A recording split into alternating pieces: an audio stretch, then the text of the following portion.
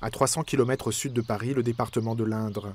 Ici, depuis 2015, des investisseurs chinois ont fait l'acquisition de 2300 hectares. Des achats de fermes opérés par la société Hongyang, un fonds d'investissement basé à Hong Kong, qui inquiète les agriculteurs de la région. Pour Hervé Coupeau, cultivateur et syndicaliste agricole, ces ventes posent question car les Chinois font des offres bien au-dessus des prix du marché à des agriculteurs proches de la retraite ou en difficulté financière. Aujourd'hui, c'est quand même une crise agricole, des gens qui sont plus très motivés par l'agriculture et qui ont des dettes un peu, donc voilà. Donc les Chinois remboursent toutes les dettes de l'agriculteur, donc c'est quand même relativement important, et ils proposent un prix intéressant des prix des terres.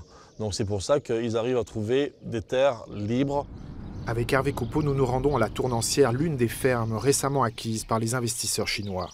Ici, il y a presque 600 hectares d'un seul bloc, là. Donc vous voyez les bâtiments abandonnés, le silo inopérationnel. Donc on a toute l'étendue là qui appartiennent aujourd'hui à des capitaux chinois.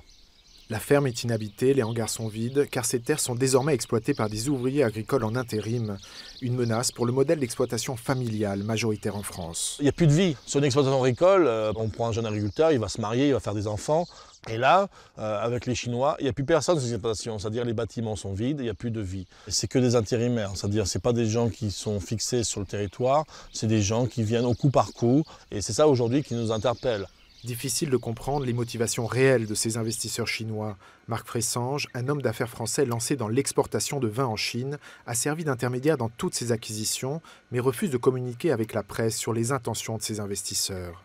Il y a une omerta, c'est-à-dire Marc Fressange, qui est le gérant de toutes les sociétés chinoises, ne parle pas. Les Chinois ne disent pas ce qu'ils veulent faire. On ne sait même pas d'où viennent les capitaux, on ne sait pas jusqu'où ils veulent aller. Enfin, c'est l'opacité totale. Grâce à des montages juridiques, les investisseurs chinois ont échappé à tout contrôle des pouvoirs publics sur ces achats. Leur objectif serait à terme d'acquérir près de 20 000 hectares de terre. Les Chinois recherchent des valeurs refuges. Et la valeur refuge, c'est la terre. Donc Marc Fressange a pu concentrer un nombre de milliardaires, millionnaires chinois. Donc il leur dit achetez des terres agricoles en France et ça diversifie votre patrimoine. C'est-à-dire à terme, c'est pouvoir exporter la marchandise chez eux. L'État chinois appuie-t-il ces investissements pour sécuriser à terme ses importations agricoles? La question est posée.